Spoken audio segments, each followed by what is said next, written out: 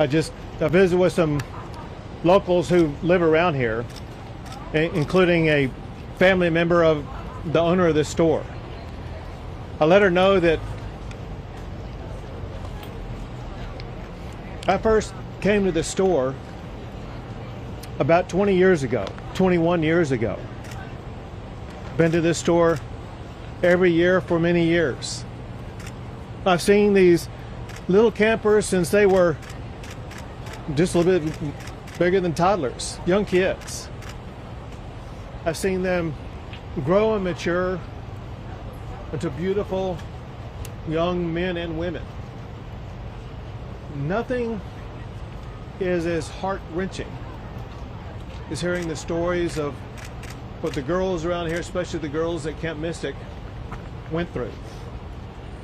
To see where they lived in one moment, where they disappeared the next moment, and were gone forever a few moments after that. I wanted these people to know, I want you all to know, the hearts of our fellow Texans are breaking every single day because of what people of this community and the surrounding area are going through. There's nothing more important on our hearts and minds than the people of this community, especially those who are still lost. I told them what we were doing, not just today, but what we are going to be doing for the days, weeks, and months to come.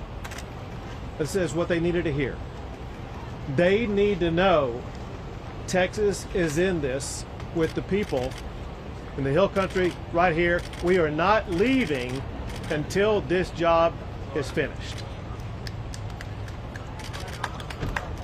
The job right now, the primary job right now, continues to be locating everybody who was affected by this flood. There still remain those who are missing. We have to find every single person who's missing. And that's job number one. While we are doing that job, it's important that we also be conducting other business affecting this storm. We did several things in that regard today. One is to get a better assessment about what exactly needed to be provided for the community.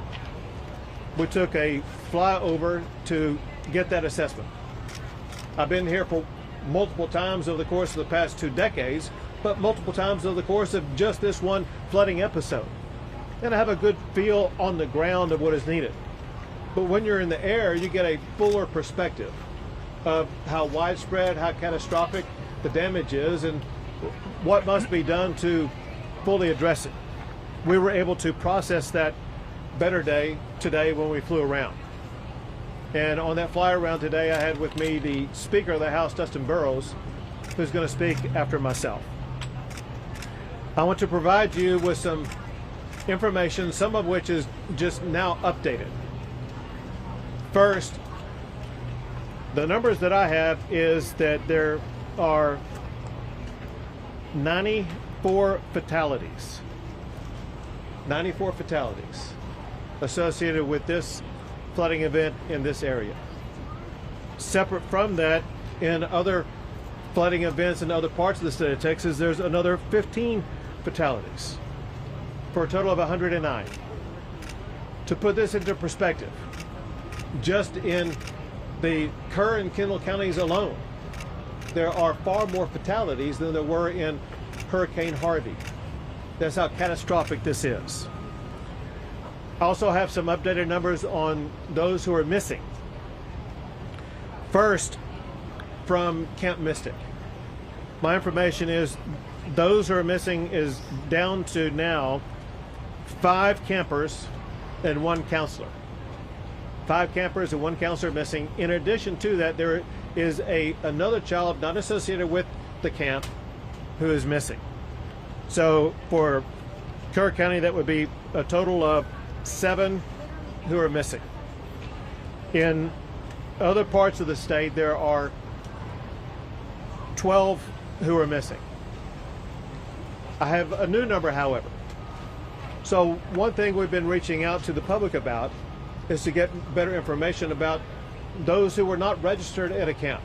those who were not registered at a hotel, those who may have been down here who no one really had any accounting of. And through law enforcement agencies working together, they provided me this number. Just in the Kerr County area alone, there are 161 people who are known to be missing. And again, that comes from combined law enforcement efforts, 161 known people who are missing. Know this, we will not stop until every missing person is accounted for. Know this also, there very likely could be more added to that list. One way that we were able to expand the list of those who are missing is because family members, friends, neighbors, etc. begin calling in and reporting them as missing. What I want to do is once again provide a reminder to anybody watching this that if you have a friend, a family member, somebody that you think may be missing because of this storm, we need you to call the number that I'm about to give you. It is 830-258-1111. That's 830-258-1111. If you want to go to a website address, you can go to kerrvillemissing@dps.texas.gov. I'm going to repeat it twice more. That's Kerrville, spelled Kerrville, no space, then the word missing, MISSING. So Kerrville Missing at dps.texas.gov. So either call that phone number, go to that website, and provide the name and the best identification you can and the last known location of anybody that you think is missing. Know this also, if you make a prank call or provide false information, that's a crime. Do not provide false information because you're hindering our ability to undertake this investigation, hindering our ability to actually rescue and find those who truly are missing. So you better be correct when you're calling in and let us know that there is somebody who is missing. Importantly, we know that so many families are going through grief that's beyond anyone's comprehension right now. Beyond any of us being able to walk up to them and give them the magic words that will make them suddenly feel healed. We know that they need grief counselors. We have 5 organizations that together are providing dozens of grief counselors for all of the affected family members around here. It's so important at times like this for family members to access that grief counseling so they can have their mental and emotional health needs addressed in what may be the most challenging time of their lives. Something else that's a help as we begin the process of helping places like the Hunt store, the local community, Hunt, Texas, be able to rebuild. One thing that is speeding that recovery was the immediate granting of the major master declaration that was granted by President Trump. It immediately opened not only access to more funding, but also access to more resources to be able to more quickly, more effectively respond to this storm. That includes debris removal, which has already begun. It includes assistance for individuals who are eligible to apply, and the Director of Texas Division of Emergency Management will explain more about that in a second. But there are 2 categories of people or entities that there is money available to assist. One are individuals affected by the storm. Another are public entities like the town of Hunt, like the town of Kerrville, like the county of Kerr, etc. They may have needs with regard to roads or utilities, whatever the case may be. Now the assistance is available for them to more effectively and more quickly address that. With regard to roads, anybody who's driven around here knows that there are some roads that need repairs. The Texas Department of Public Safety is working 24/7 to make sure they're going to be getting these roads repaired and passable as quickly as possible. Going back to President Trump, he and I spoke again this morning, and he could not stop talking about how sad he was for all the little girls who've lost their life. He recounted his own understanding of what happened with what was really a tsunami wave of wall of water that swept too many of them away. And he cares a lot about those young ladies. And he wants to step up and make sure that any need that we have here in Texas is going to be met very quickly. And he's already done that by helping to provide the quick assistance by sending down Secretary Christy Nome, who, listen, I've been dealing with events like this for 10 years. Never have I seen someone respond as quickly and as effectively as what Secretary Nome did. Also, while coming over here, I received this text from Secretary Kennedy that says the following.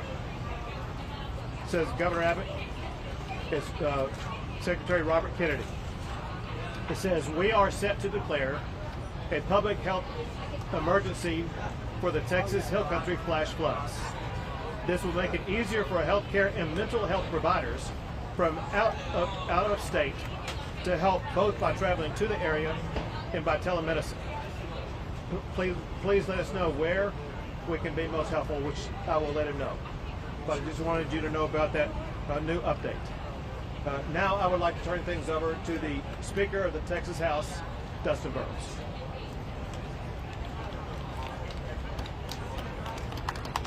Thank you, Governor.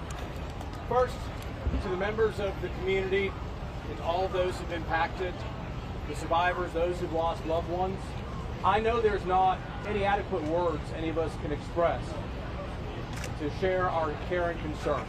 But I want to promise you, every person in this state, every tip of it, we have held you in our thoughts, in our prayers, and we will continue to do so as you go through this and you take care of what I know all Texans can endure. I had the opportunity to fly with Governor Abbott today over the damaged area.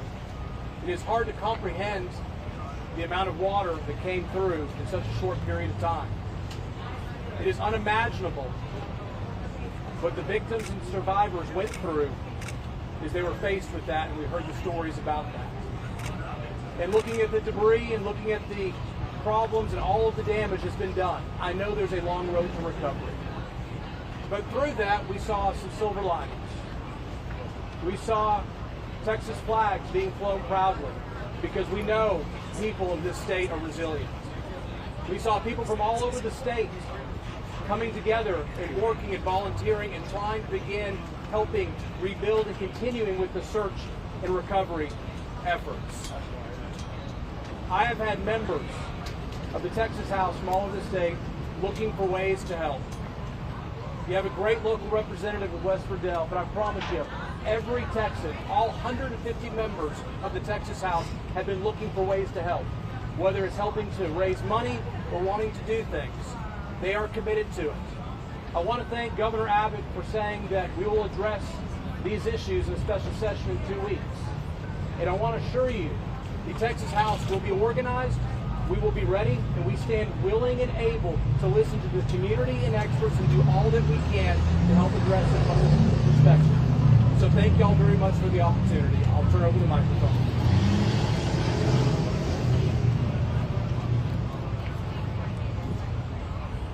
This is the kind of event that the Speaker of the House would have come to in an ordinary situation. When you consider the fact that we're going to start a special session 2 Mondays from now, a special session that will have at the top of its agenda helping communities like in Kerr County, Kendall County, as well as in Central Texas and the Big Country, all areas affected by the floods of the past week. Those issues are going to be on the agenda for the state to address from top to bottom. We want to make sure that when we end that session, we end it making sure these communities are better, more resilient, and have the resources that they need for the next chapter of their lives. Now we have the Director of the Texas Department of Public Safety, Freeman Martin.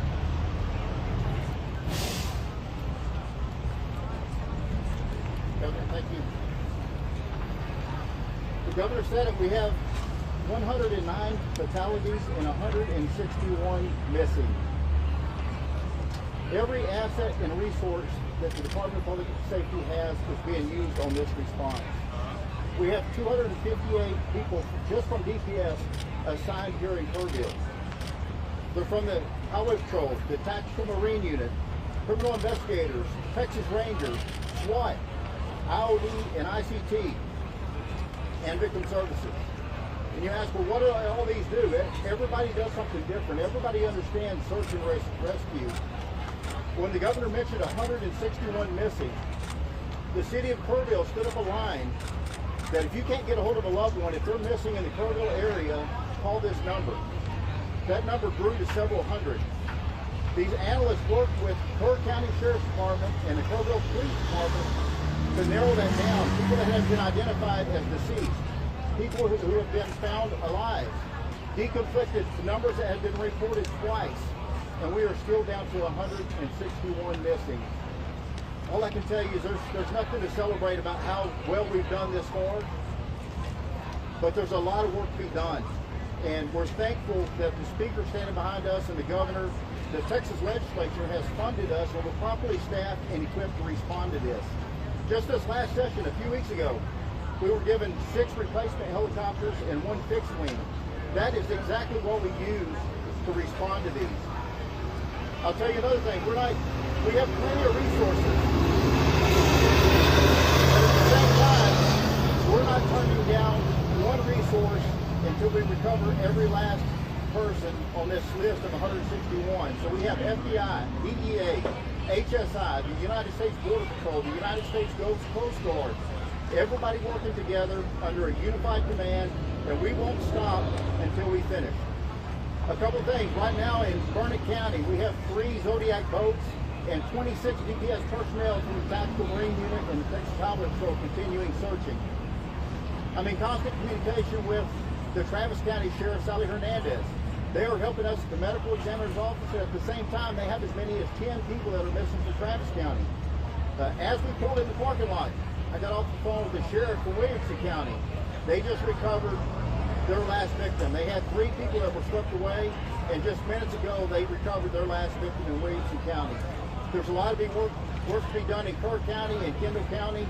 We will continue to grow this and add additional agencies as we go forward. But the governor's right, we won't stop until every last body is recovered, alive or not. So thank you very much. Thank you, Governor. Thank you.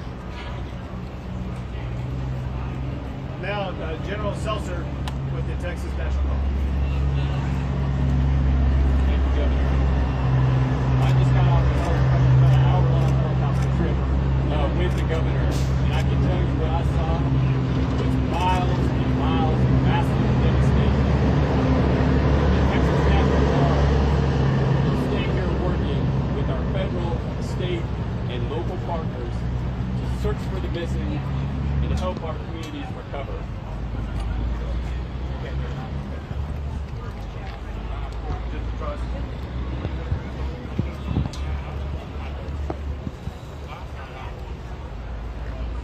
We will continue using assets such as search crews on the ground, high-profile military vehicles, Black Hawk helicopters with rescue hoists, and heavy Chinook helicopters in order to conduct search and rescue, evacuation, and to insert critical safety teams into austere areas to help life-saving.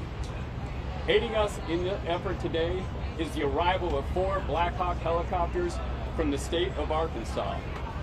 That grows our agency count to 13 helicopters in support of this effort. Additionally, overhead, for the last 3 days, we have had MQ-9 Reaper remotely piloted aircraft conducting search and rescue operations.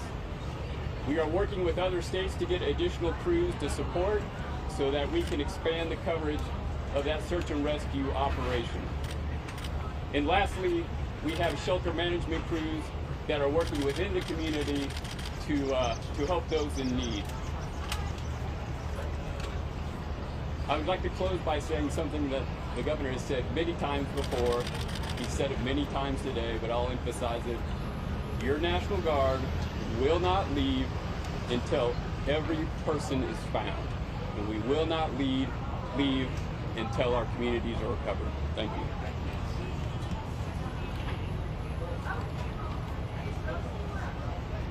General Seltzer rightfully mentioned and thanks the state of Arkansas for helping out with those Blackhawks as well as other resources. I jotted down from memory what I think is every state that I know has either provided help or offered it or it's on its way. I say that I'm hoping I'm not leaving anybody out. But our fellow governors and fellow states are helping out from Arkansas, Oklahoma, Louisiana, Iowa, Nebraska, Ohio, South Carolina, Georgia, Virginia, Pennsylvania, Massachusetts, and I regret if I missed your state. I'll try to come back to it here in a second. But next is Chief Nim Kidd with the Texas Division of Emergency Management. Thank you, Governor. I want to start by thanking all of you for standing out here in this heat and experiencing a little bit of what the volunteers and first responders are dealing with around the clock as we continue our search. We have 4 priorities. They are the continuation of the search. They are debris cleanup and removal. They are supporting individual assistance programs and public assistance programs. I'm going to dive into some of the details of those. We continue our search operations not just here in Kerr County, but in the other 5 counties, and we have people that are reported missing. As you can see and hear by the trucks passing by, debris cleanup is well underway. I want to thank the volunteers and all of the private sector partners that are out there working on debris operations right now. This will aid in the continuation of our search.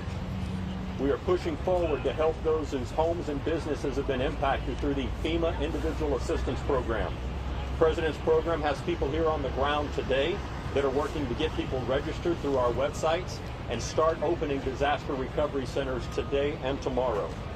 Damage assessments for those locals are still underway, and we've had over 1,000 submissions into the ISTAT program.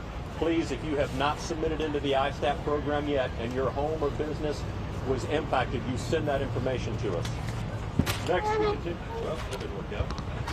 Next, we continue to work on our public assistance for our communities, working to get our roads repaired, our debris cleaned up, our water, wastewater, and utilities back up online.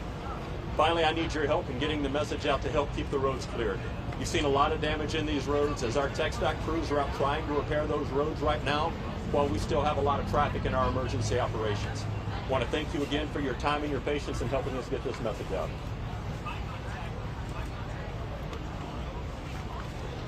Thank you, Chief. Yesterday, I met with families that can't miss it. I made a commitment to them. The day before, I met with residents of Kerrville. Today, I met with residents of Hunt. I made a promise to all of them. Texas will not stop until we finish the job. We will not stop until we identify, recover every single body. We'll not stop until every road is rebuilt, every inch of debris is removed. We'll not stop because we are a state that cares about our people, cares about our communities, and we'll be with them every step of the way. We'll take a few questions. Governor, right here. Uvalde happened. Who have said that they didn't receive any emergency alerts on their phones, and are you going to have that conversation with the city manager? I asked this because earlier today during the conference, he really didn't respond to our questions related to how long it took him to evacuate people. Can you speak on that? So obviously the local officials who were on the ground at the time would know the most about that. But let's talk about it in this way. That's going to be one of the issues that we begin to address in less than 2 weeks in the state legislature. We're going to address every aspect of this storm to make sure that we're going to have in place the systems that are needed to prevent deadly flooding events like this in the future. Governor, just one question. When Uvalde happened, Governor, you led an investigation that day. Are you going to ask for an investigation in this case? So we said when Harvey happened? No, Uvalde. When Uvalde happened, yeah, and it was gross negligence back then. Now this happened, and the death toll is enormous. Are you going to ask for an investigation? Who is to blame here, Governor? Right. So I'm going to talk about two different things. The first part of your question, and that is an investigation. We know a special session's coming in about 10 days. That's where, I would say where it begins. Candidly, those investigations will begin by both the House and Senate before we go into session.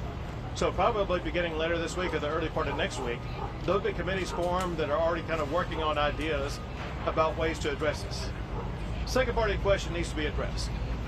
You ask, and I'm going to use your words, who's to blame? Know this. That's the word choice of losers. Let me explain one thing about Texas. And that is, Texas, every square inch of our state cares about football. You could be in Hunt, Texas, Huntsville, Texas, Houston, Texas, any size community, they care about football.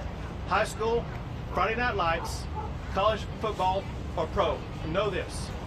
Every football team makes mistakes. The losing teams are the ones that try to point out who's to blame. The championship teams are the ones that say, don't worry about it, man, we got this. We're going to make sure that we go score again, that we're going to win this game. The way winners talk is not to point fingers. They talk about solutions. What Texas is all about is solutions. In fact, I want to read you something that I received last night that's worth emphasizing to put this in context.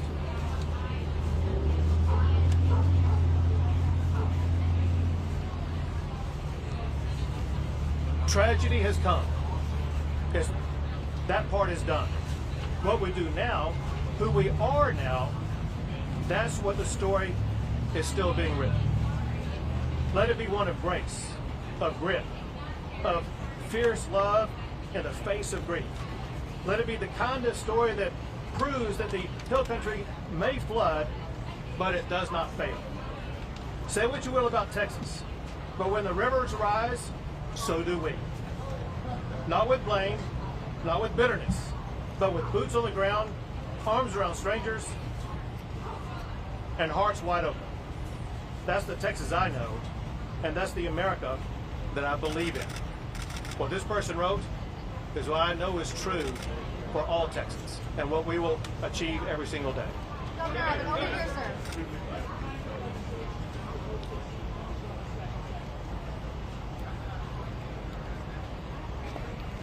You know, part of the legislative process is policy is not made in a vacuum.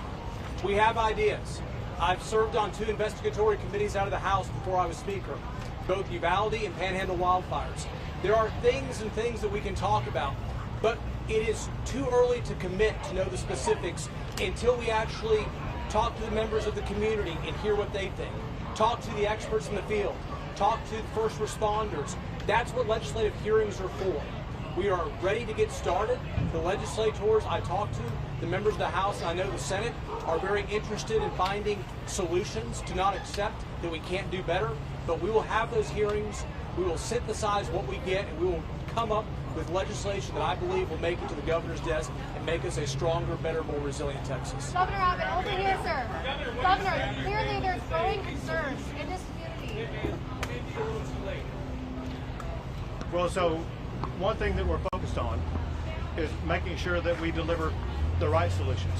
One thing the speaker just said is worth emphasizing, and that is that for us to provide real solutions, we actually need to hear from the people who are the ones most affected.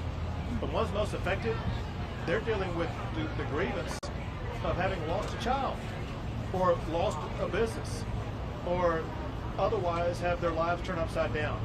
They don't have the capability right now of providing that information. We'll talk to local leaders, importantly, not just here, but across the state. And we want to make sure that we address what happened here, but at the same time, we want to make sure that we are able to implement measures that are going to be able to prevent loss in other regions going forward. So we have our work cut out for us, but I know the members of the House, members of the Senate, I know we'll work and get some meaningful things done. Governor Abbott, over here, sir. First of all, we want to acknowledge the superhuman work that's happening to support these rescue and recovery efforts, but there are growing concerns in this community about who is in charge. During those critical hours, when the first alert came in at 1:14, and when the wall of water arrived here just before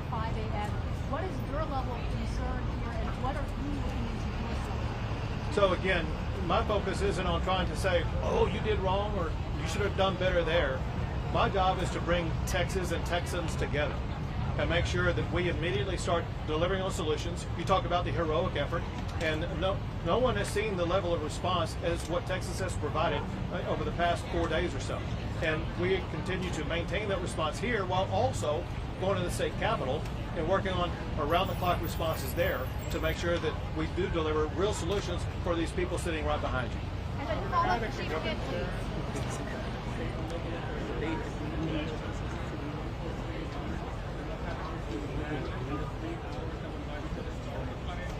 Sure. So what your question is about what local officials knew? You'd have to ask them. What the state was aware of, the state was aware that there was a possible serious flooding event days in advance, and we pre-positioned assets and resources and personnel. And remember, the flood began on Friday morning. We originally positioned those assets, resources, and personnel on Wednesday. Then when greater clarity was discerned on Thursday, we moved them closer, added, and made sure that we had adequate supply going into Friday. So we were ready with the resources on the ground to be able to quickly respond. Some people say, well, we responded so fast. One reason we did respond fast is because we had assets here already. That said, we didn't know the magnitude of the storm. We knew that there was a flash flood warning. And if you're in a flash flood warning, no one would know that would be a 30-foot high tsunami wall of water, I don't think. But all I can tell you is the information we had, the state had, and that we acted on, was information that catalyzed us to begin putting assets and resources in place 2 days before the event happened. We have time Chief for two Kid, more, folks. Chief Kid, a follow-up, sir. Yep.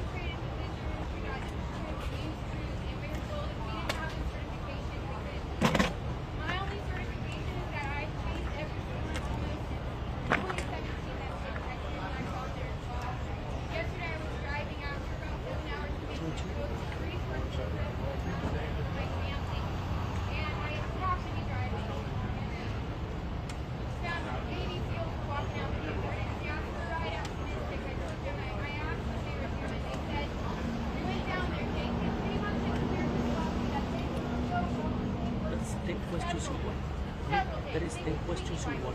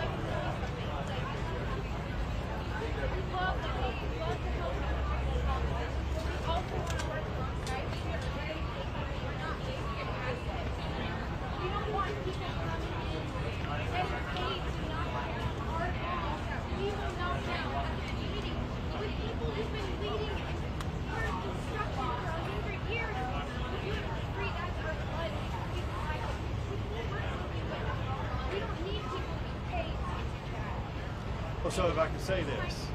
Yeah. Sure.